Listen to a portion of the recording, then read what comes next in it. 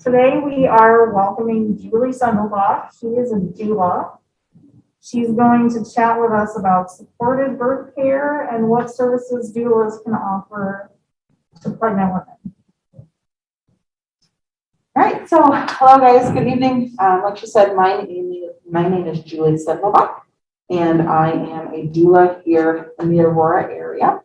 And I'm really thankful that the library has allowed me to come in tonight and chat with you guys. Just so we're all clear, I think that we're just working with Zoom and also Facebook Live, and then anybody who's watching after the fact. So welcome. I've been really thankful for the library for being so helpful and getting me here tonight. So I just want to introduce myself a little bit.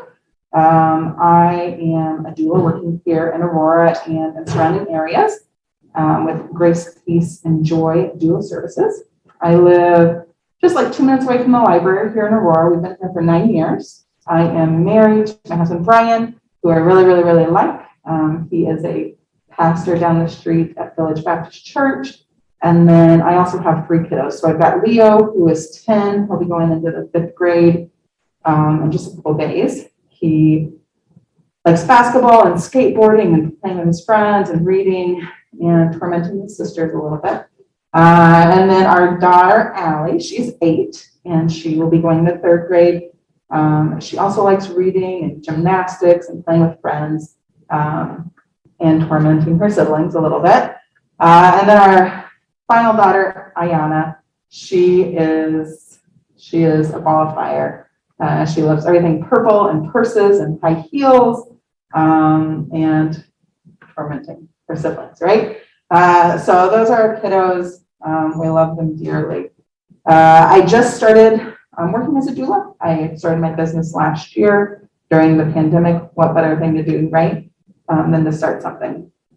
So I've really been enjoying the clients that I've been working with thus far. I also went to Bradley University in Peoria, got my bachelor's degree in social work, and went to Kent State University and got my master's degree in higher education, student personnel administration, and whatnot. That seems like a million years ago, I think. So enough about me. I'm going to give you a little bit of behind the scenes look at how the library works in regards to their programming. Whenever you want to do a program, some sort of class, you need to fill out a form.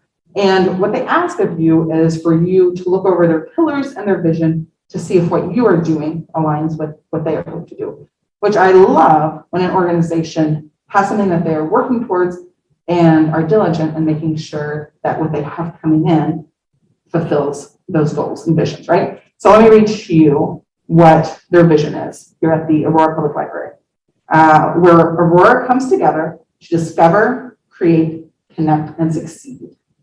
Now, I'm excited about tonight's topic on doulas and birth workers, because I think that with education and empowerment and support, women in Aurora can help do all these things and help Aurora be a more successful place to live. Now, excuse me that I keep doing this, these masks, right? So just stick with me. So I'm really excited to be here to be able to be educating people on not only what doulas do, but some different ways that you can best go about your pregnancy in regards to health and advocating for yourself, and also different medical things that you can kind of choose back and forth between. There's a quote by a woman named Anna Rodney that I want to share with you. It says, "A woman, as long as she lives, will remember how she was made to feel at her birth." So let me say that one more time. A woman, as long as she lives, will remember how she was made to feel at her birth. And I think that these words ring incredibly true. Let me tell you about our friend Orpha. Now, before we moved to Aurora, we lived in Peoria, where my husband was a pastor. And one of our congregants, Orpha, she was a feisty old woman and wonderful. and she was probably 95 when we were there. And one day I walked into church with my growing belly with my son, and she came up and she wanted to talk all about her births. Now I think Orpha had 10 kids, if I'm remembering correctly. I know it was a large amount of kids. And so she would start telling the story, and she would say, you know, this happened and this happened. This is how I knew I was in labor. I went to the hospital, and then they poked me up, and I passed out.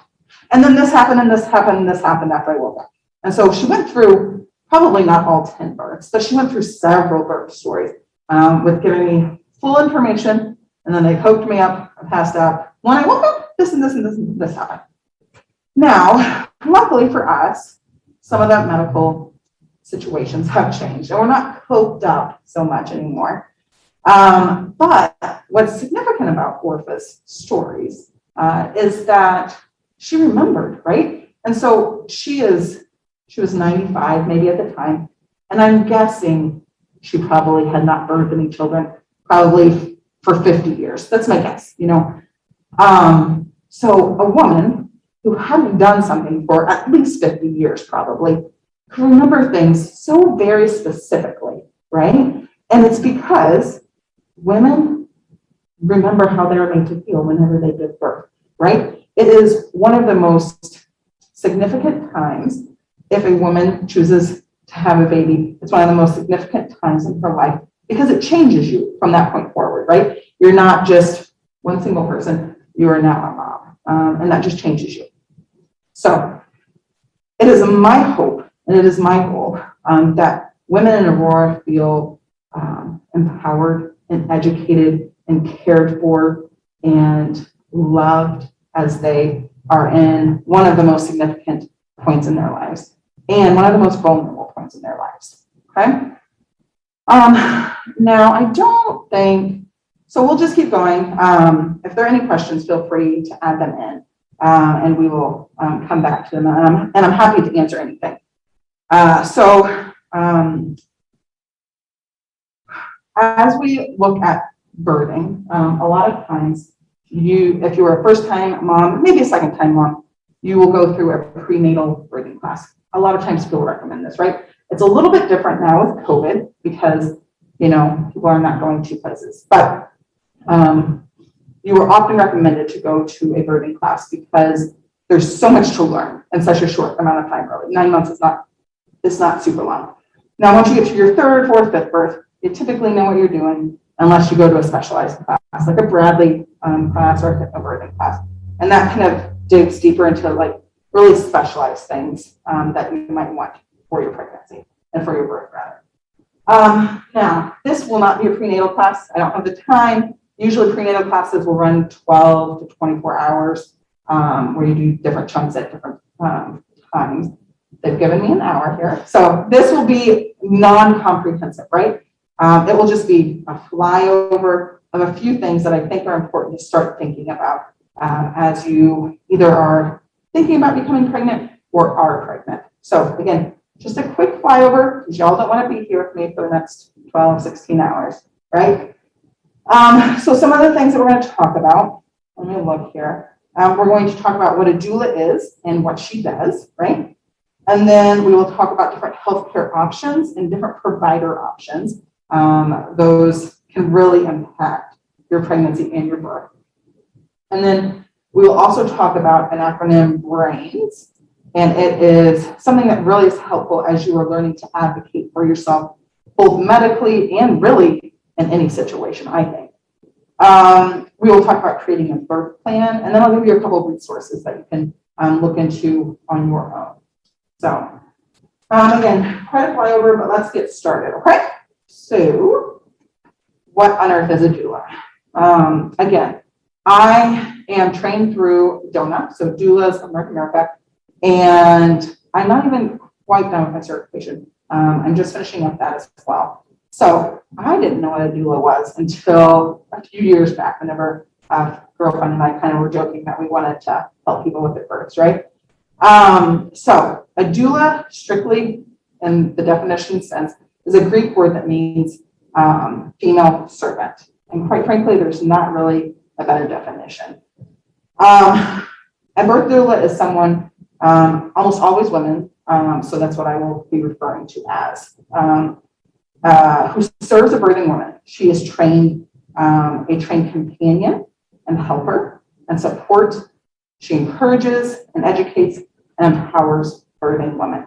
And she is a valuable part of a birth team if someone is feeling as though they need some extra support. So let me just kind of go over what I would do as a doula. And this is a typical maybe plan for a lot of doulas, right? So we would meet with you a handful of times. We would meet with you prenatally, and then we would be with you for your labor and delivery, and then we would meet with you postnatally. So what it looks like with prenatal visits is I would come and visit you probably around 36 weeks, okay? We would be talking about what your hopes for your birth are, what your dreams of your birth are, what some of your fears are with your birth. We would talk through what your plans are. Like, do you have a birth plan? Are there specific things that you want done or not done that I need to know about and that you need to be communicating to your providers? During that prenatal visit, we might look at different relaxation techniques. We might look at different positioning techniques, because really the whole point of everything is to keep mama and baby safe, to keep mama and baby in the most relaxed state possible, and to open mama up and have that baby descend in the best possible manner. So we're going to talk about all that kind of stuff in your prenatal visit. I'll also be talking to the partner to make sure that they are included and know what they can do to be supportive of the birthing mom. So all of that would go into a prenatal visit. Typically, it would be 1 or 2 prenatal visits. And then we would also be open to texting, phone calls, emails, whatever it might be from the birthing mom with any kind of questions or concerns or anything like that. So we're kind of an on-call, somebody who can just answer questions and give encouragement, right? So you don't have to wait around for maybe a nurse's hotline to get back to you or your doctor to get back to you. So that's our prenatal, right? So then we would also obviously be with you for your labor and delivery. And what that could look like is that we would come to your home whenever you call us and you say, Julie, I need help. We need more support. I'm in labor.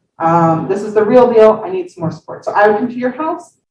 We would, myself and if you've got a partner that's going to be working with us, we would just do everything we can to help you relax, to help you, again, open up, to get the baby to descend. We want you to be in an active labor. One of my goals is to keep you at home as long as you are comfortable being at home, because your home is your friend, right? You are most comfortable at your home. You call the shots at your home. You get to do whatever you want to do at your home. You can eat, you can drink, so on and so forth. Once you feel as though it is time to go to the hospital or birthing center or wherever you are going to give birth, then we would go. I would join you there as well, and continue on that kind of care for you during the rest of your labor. Again, be there with you for your pushing, and then once baby is here, I would hang around for about an hour or so postpartum, make sure that your first feeding is going well, make sure you guys are kind of settled, and then I kind of disappear to the night and leave you and the new family to get bonded. And then past that, I would come back to your home, so you don't have to go anywhere. You don't want to take newborn out, right?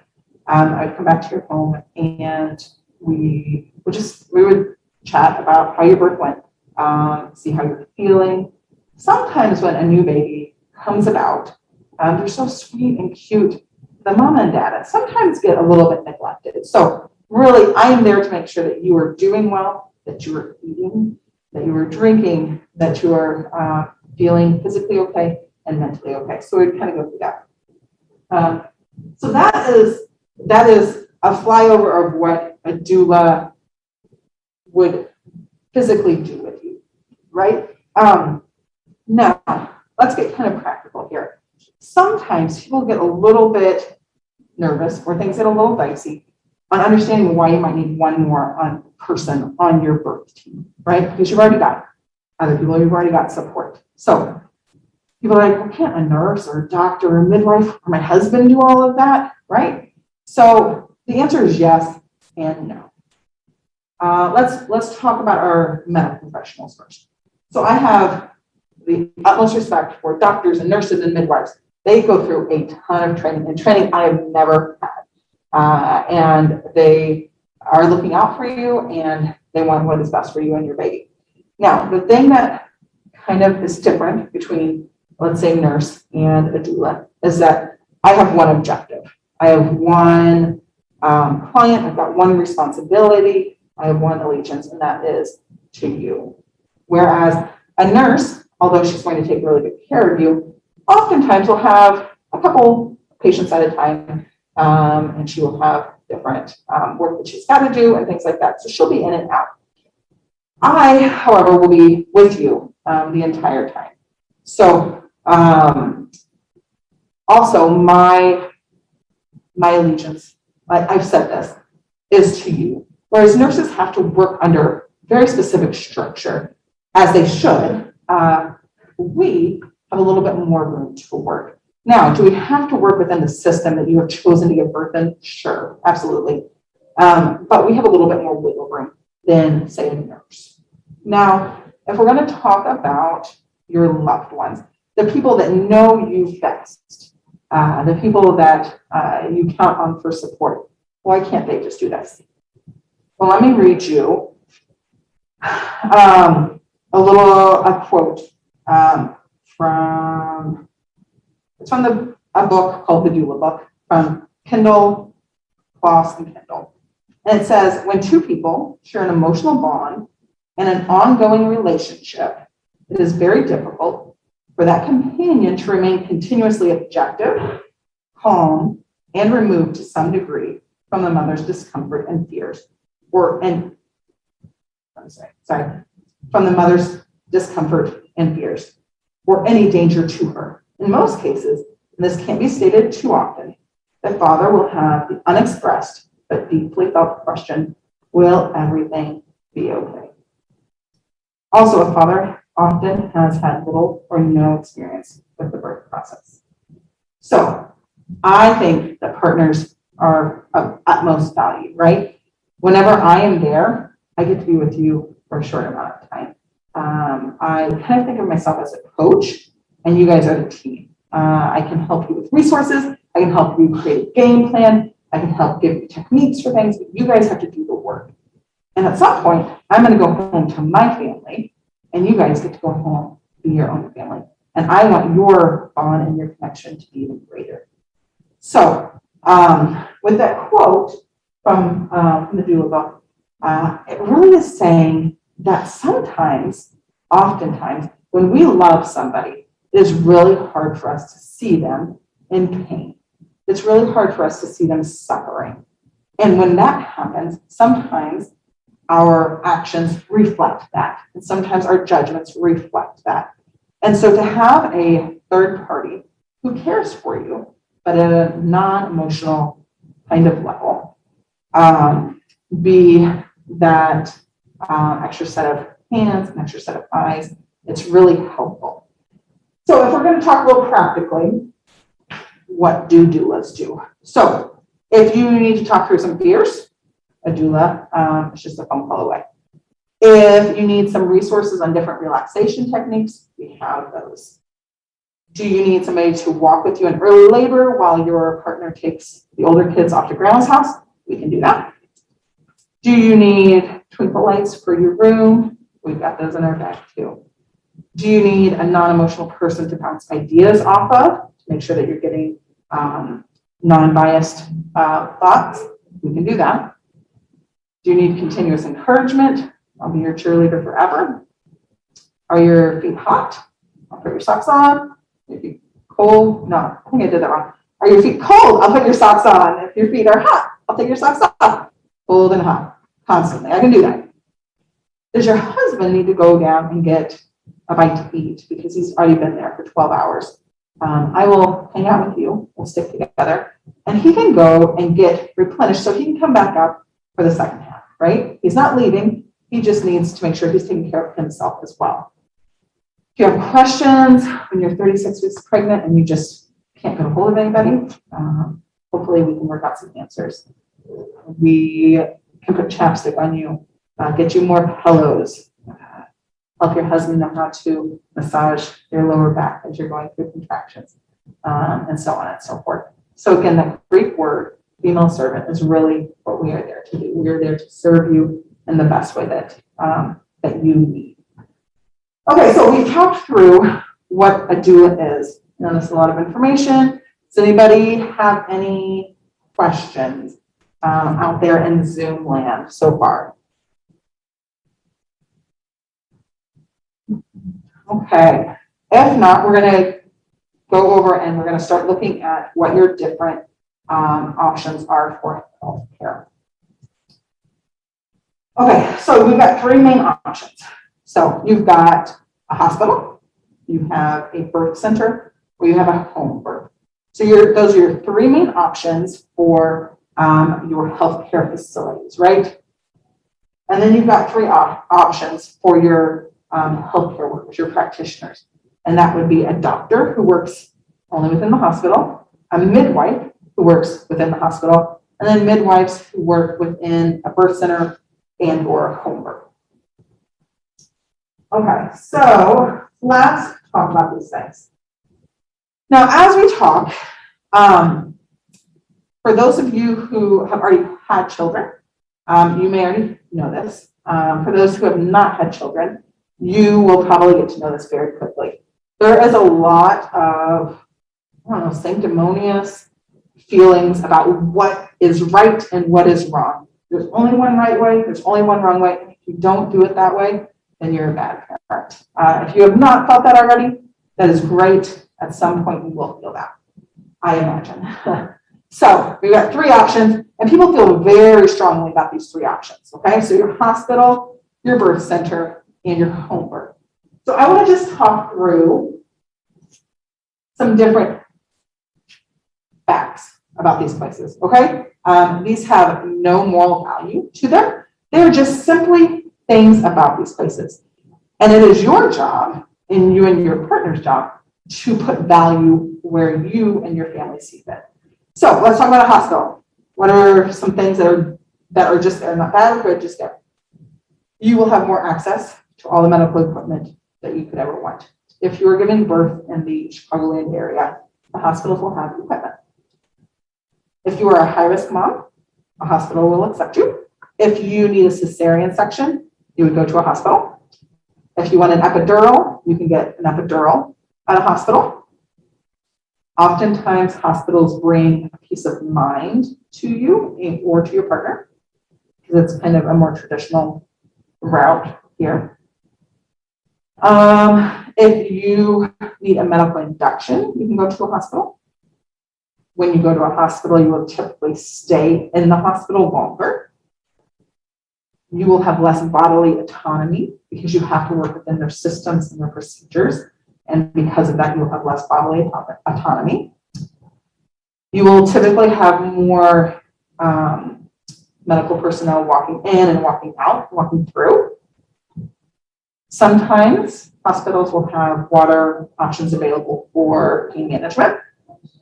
And typically there's not really any real eating that's allowed in hospitals. Once in a while you'll be able to get something, but not typically real eating. So that is group A, right? That is hospitals. So let's look at birth centers.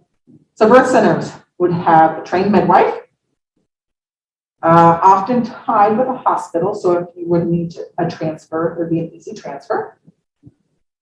They have a more holistic point of view, typically.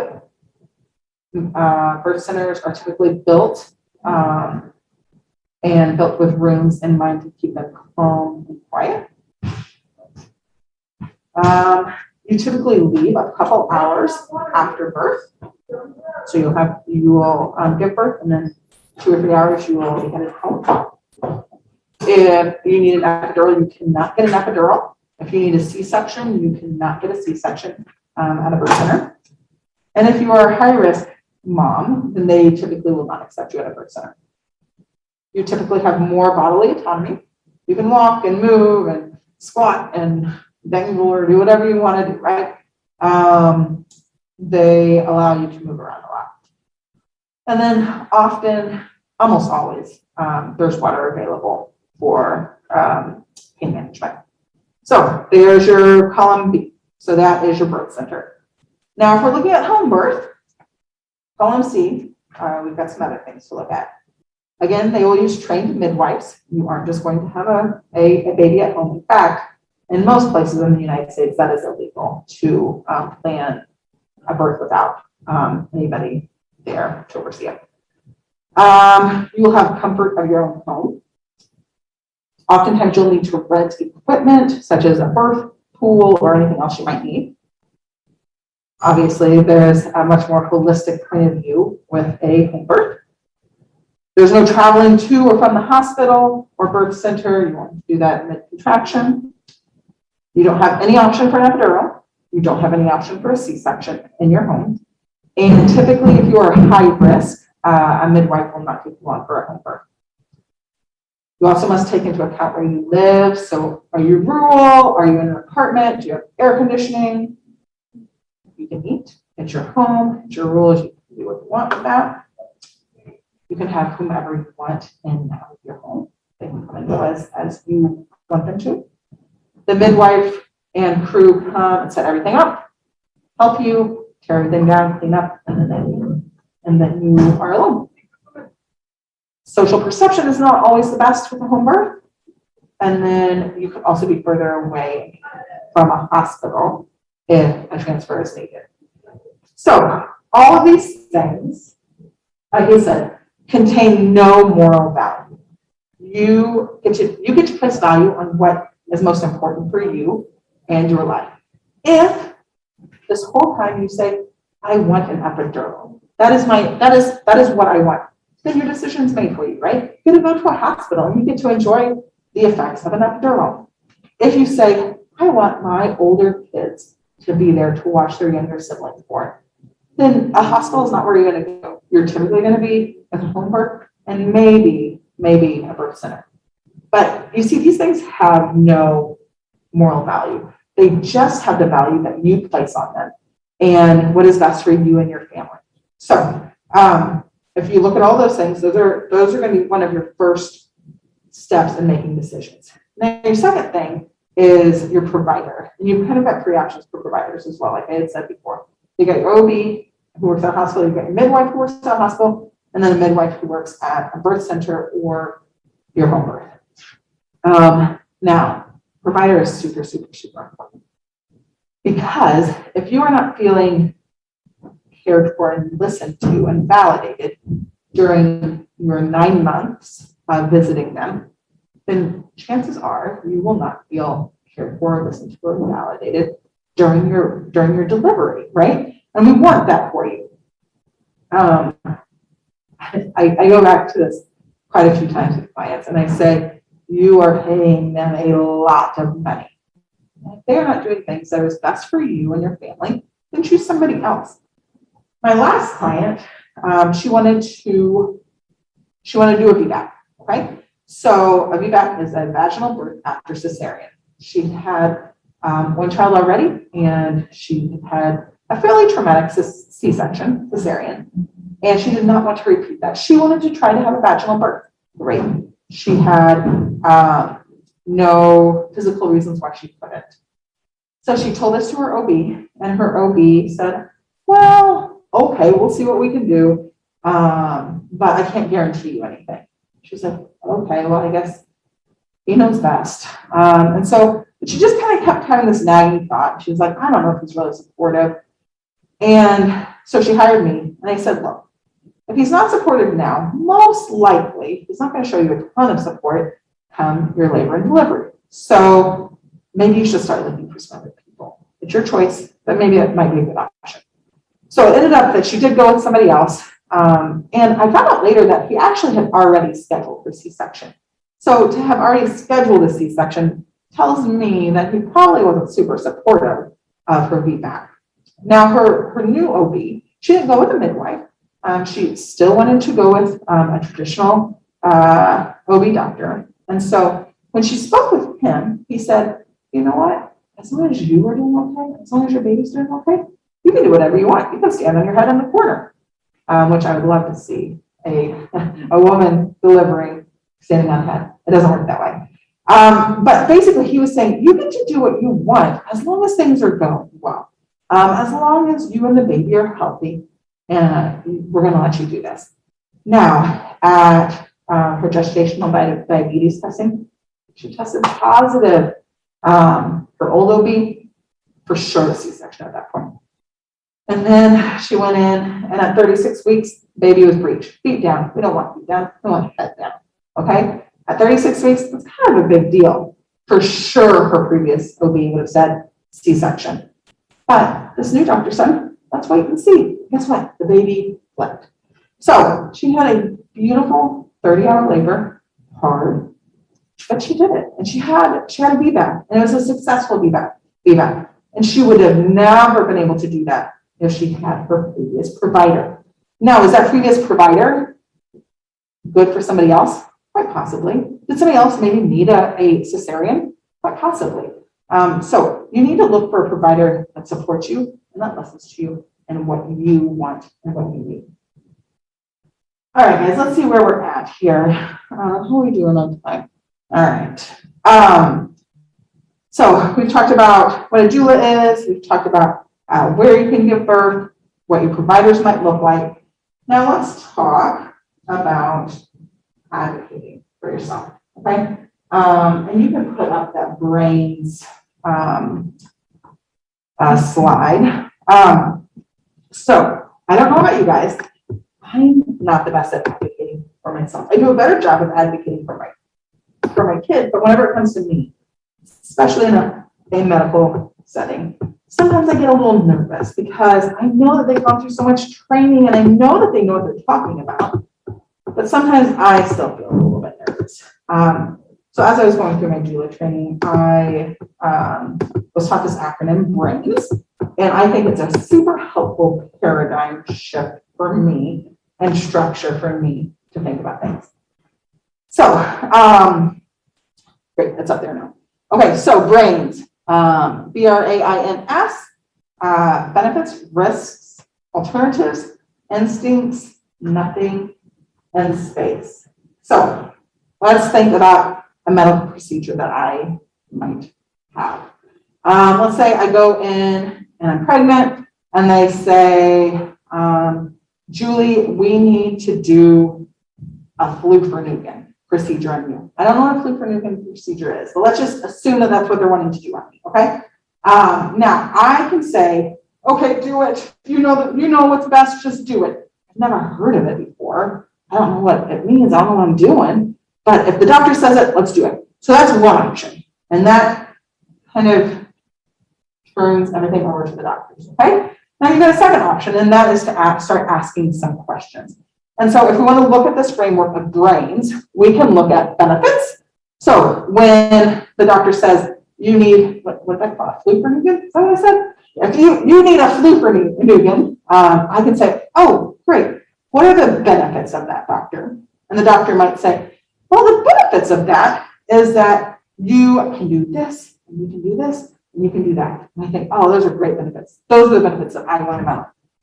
And then after he tells me the benefits, I might say, okay, doctor, what are the risks of this procedure that you want to do on me? And she might say, well, the risks are death. And I'm like, oh! So now I can look at the benefits and the risk, and I can say, well, the benefits, I don't care about all that stuff. I care more about living. So maybe the risks and benefits, the risks don't outweigh the benefits. But maybe she says, the only risks is that you're going to be an inch short. I don't know. And so I said, oh, well, that risk doesn't seem so bad. The benefits seem to outweigh the risks, okay? So we got benefits and risks. And then once they answer those questions, we can then look at the alternatives. So the doctor gives us the benefits, the doctor gives us the risks. Now we can say, all right, doctor, are there any alternatives? Like, is there anything else you can do that would be a good option for me? Once they give us those alternatives, we can go back to the B and the R and say, okay, what are the benefits? What are the risks? And then we can weigh our options with that. Okay. So then we're down. How do we spell brains? Then we're down to I. So intuition. Now we can all process things and kind of feel things. And we've all lived in our body longer than a doctor has known us. Okay. So we know some things about ourselves. So if you're thinking, you know what, this doctor just doesn't sound right. They're not listening to me. I just don't think that this makes sense. Then you can go that way. Or if you think, you know what, this doctor has been telling me the truth all along. They've been listening to me. They are understanding and hearing me. I think they're telling me the truth. We can use that intuition to help us to make these decisions. Our next one is none. So we can say, okay, doctor, you want me to have a flu for Nugan? What if I do nothing? What if I choose not to get this procedure? What if I choose no flu for Nugan? And then you can see what they say with that. Maybe it will be fine, maybe it will not. And then lastly, the S. And I think the S is really one of the most important spots that I often forget, and that is space. At that point, you look at your doctor and you say, thank you so much for all of the information.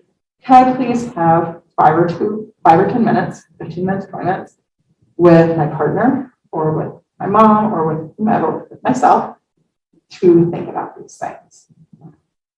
You know, if you are off to go buy a car, that car salesman is going to say, oh, no, just sign here right now. Just do this right now. Because they know once we have space to think about things and to accurately assess things without feeling pressure, they know that the likelihood of us buying the car may drop. Okay. I'm not saying that is what physicians do, but their time is valuable and their time is important, and they're wanting to get things done quickly because they've got a lot to do. But let's go back to the previous point. We are paying them lots of money, so they can wait for a few minutes. We can take a little space. We can look at the B, the R, the A, the I, the N, and see if those things look like something that we need to do. Now, as I've talked to my clients before, and I talk to them through brains, and we say, ask for space. There are some times when space is not available, and that is if there is an actual medical emergency. And at that point in time, you've got to trust who you have put in charge, right? You've got to trust your doctor or your midwife or your nurse, because this is who you've come to, and it's important to be able to trust them if you have no time and there's an actual medical emergency. Okay, so we've talked through a framework on how to advocate for yourself. Now remember, this is not just medical advocacy. You can do this for all sorts of things. You can do this if you go buy a car. You can figure out, you can go through every one of these steps and figure out how you can advocate for yourself and how you can get the best information and how you take the space to make good, sound, right decisions. Okay, guys, I'm talking a lot. I was hoping there'd be some people here that could chat back and forth with me so that I wouldn't be talking so much. But does anybody have any questions at this point? We're just going to go through one more thing, so I won't keep you too much longer. Okay, so let's talk through birth plans. If you've had a baby before, you may have done birth plans. If you have not had a baby before, you may have heard birth plans. So a birth plan is something that you will give to your medical providers, and it will tell them what your desires are. Okay. So when we walk in, we say, here's a list of everything that I want. Sometimes that can feel a little bit abrasive. And so it is important for us to remember that we need to be able to ebb and flow with things and have some flexibility, but also to share with your providers what your hopes are and what you would like. So birth plan is really just a written document that tells the doctor or midwife what's most important to you during your labor and delivery. The number one goal, of course, is a safe delivery, a safe baby, and a safe mama. So it's important to keep your plan flexible and to allow for adjustments in circumstances if they're needed. Now, not all medical professionals are super comfortable with you walking in and saying, here's what I want. So my recommendation is, instead of having a birth plan, because a plan is kind of like a battle plan, right? Like, this is what we're going to do. Instead, have a birth preference sheet that you're going to give them. These are my preferences. If things are going well, that I would like to happen. Understanding if things need to veer off, then we certainly have the capabilities to do that. Okay, so some of the things that are good to add into your birth plan are to tell them a little bit about yourself. Thank them for being there and helping you. You can win over a lot of nurses if you were just kind, right? You can win over a lot of people if you were just kind. Use positive language. So instead of saying, I don't want anybody to come into my room, if you were to say, I would prefer that people not come into my room because I want to keep it as calm as possible. Which one of those sounds better, right? It's obviously the one that says, I prefer to do this, than say, nobody come in here. Keep it to about 1 page. Keep it really easily readable. Bullet format. Nurses and doctors are busy people. They've got a lot to do, and so they're not going to read paragraph after paragraph. And then be specific with what you are hoping for. Okay, so I have a birth preference worksheet that is it up? So I've got the first page up. Okay, Do you want a different page? Let's see. Why don't we put it on? Yeah, let's go to the second page. Okay. Okay, so you should be able to see it online there with you. And so obviously you guys can read. So I don't need to go through everything, but I do want to walk through a little bit of this. This is just a worksheet that if you were wanting to make a birth plan, you would look at this worksheet and figure out what's the most important thing from this that you would like to put on your birth plan, on your birth preference sheet. You won't add everything because some of this stuff is not going to matter to you. Some of it will. So again, these things are not, do not have any moral value. These are just things that you find valuable for your own family.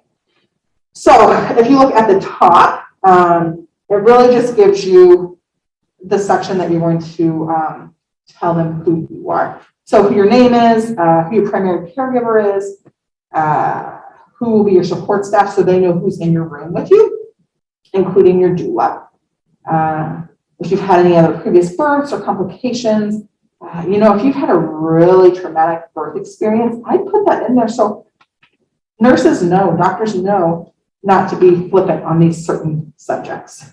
And then, if you have any religious considerations that are important to you, put that in there. And pain relief intervention, stuff like that, which we'll get more into that down. So at the very beginning, I would just talk about yourself, just a short little paragraph with it. And then as you go down, you'll see pre-labor, first stages of labor preferences, positioning, pain control, and then we'll keep going. But I'm not going to go through everything, but I'd like to point out a few things that might be helpful for you to think about if they're important to you to put in your birth preference worksheet. So, do you care what birthing room you get in? If you're going to a hospital, a lot of hospitals will have one room with a pool, with a tub. Do you want that room? If you do, then you need to put it in your birth plan. If you don't care, then that's fine. You don't need it. You don't need to put it in. If you want your doula to be allowed in with you, then I put that in there. Sometimes, depending on what hospital it is, doulas have a hard time coming in. Not so much anymore, but I think that was a little bit previous, but I put that in there regardless. Are you more comfortable in your own clothes than in a hospital gown? I know this is weird, but that was one of my things whenever I gave birth to my son.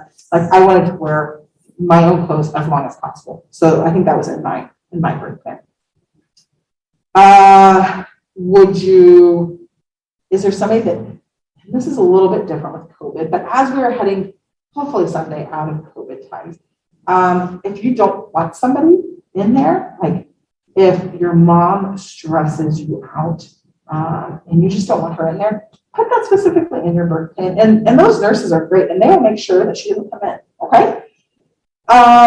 If you want, if you don't want a bunch of wires and cords and IVs and everything, you can ask for a HEP lock, which they will just put in, and then you're kind of free to roam. And if you need an IV, then that's when they will put that into your HEP lock. So if you want something like that, put that in. If you would prefer not very many vaginal exams, put that in.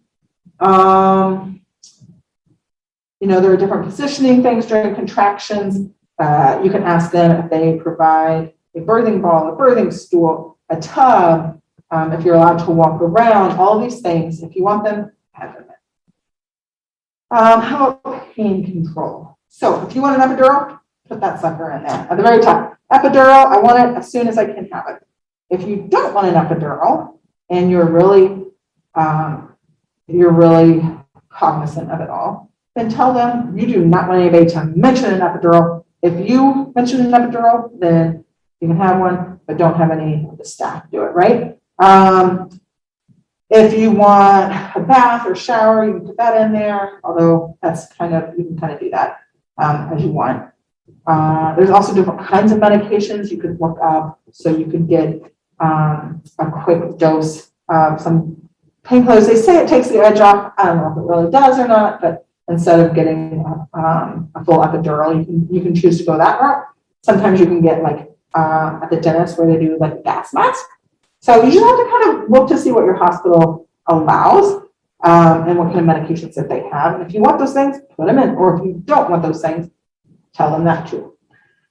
Now, that is all of your first stage. So that is your body getting ready for pushing. Your second stage is whenever you're going into pushing. And there are a lot of things that you could add in for this as well. Do you want to be able to move around when you push? Do you want to be able to push on hands and knees? Do you want to push squatting? Do they have a squat bar? Can you have your partner beside your head? Could you have a mirror? A lot of women find it really helpful to be able to see their progress, to continue to make progress and feel encouraged by that. Okay. We're still going. So after your birth, what are things that are really important to you? A lot of moms have a lot of feelings on what's important to them after birth. Do you want immediate skin-to-skin contact with your baby? Put that in there, because a lot of times, as soon as you give birth, they're going to take the baby over and weigh it, make sure the baby's doing okay, do a bunch of stuff. And your partner can go over, but sometimes mamas just want that baby right on them. So put that down. If you want your husband to cut the umbilical cord, if you want to do placental encapsulation, you can put that on there. If you want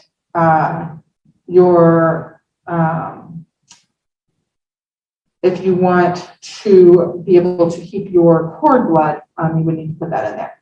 So there are a lot of decisions that you can make ahead of time that will help you once you get there.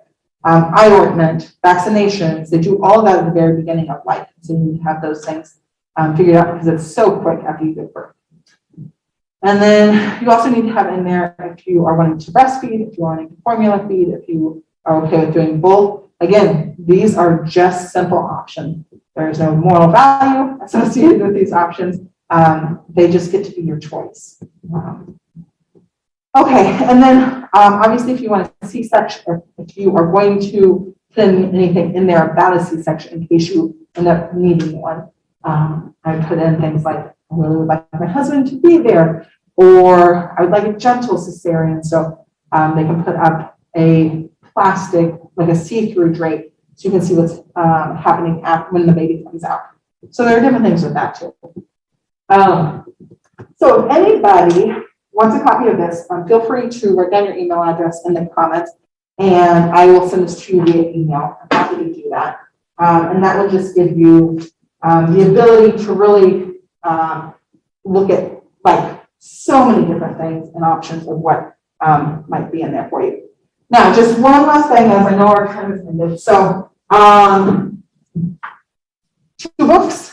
Ina May's Guide to Childbirth is a great one for the mama. Okay, Ina May is kind of world renowned for her birthing expertise. And then for the partner, The Birth Partner by Penny Simpkin. Penny Simpkin is also super great in the birthing world. So if you want one for the mom, Ina May's Guide to Childbirth, for the partner, The Birth Partner book. And then there are a couple podcasts that I would really recommend. One is called The Birth Hour. And with The Birth Hour, if you cannot make it to a birthing class, through COVID or scheduled or whatever, she does a wonderful birthing class called Know Your Options. And that's all virtual, so you could do that. And then, there's one more podcast. I forget what it's called, but it's by Micah Burgess. So you could look at Micah Burgess. And her podcast is great too. So if you need some resources with that, I would do either of those 2 books, do the childbirth class, or check out those podcasts. I think those are really great. Okay, I think that's good. Does anybody have any questions before we close out for tonight? I don't see any questions right now, Okay. but if you're okay, I'd like to give people a minute in case they're typing. Sure. And also, my email address is julie.sendelbach@gmail.com. I think my last name is probably on the, well, maybe not. So julie.sendelbach@gmail.com. And I'm happy to answer any questions that you have or send you any information that I had for you guys tonight. I'm happy to send it your way.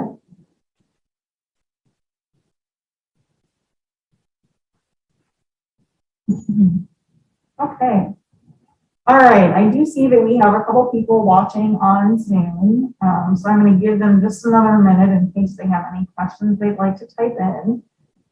If you are on Zoom, I have put in the Zoom chat Julie's recommendations for books and podcasts. I have put my email as a library staff member, and I have put Julie's email. So if any of you would like to get in touch with us, you are welcome to use those email addresses to do so. Thank you so much, Julie, for coming and giving us a great presentation. Like I said, feel free to get in touch with us. I'm going to check the questions one more time here, see if we've got anybody submitting anything.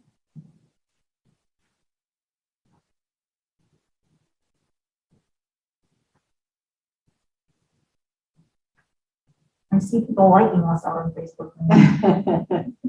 I hope that's a good thing. All right. All right. Well, thank you everyone for coming. Angela W. says thanks. You're welcome. All right. Okay. Thanks, guys. Have a good evening, everyone. Have a good night.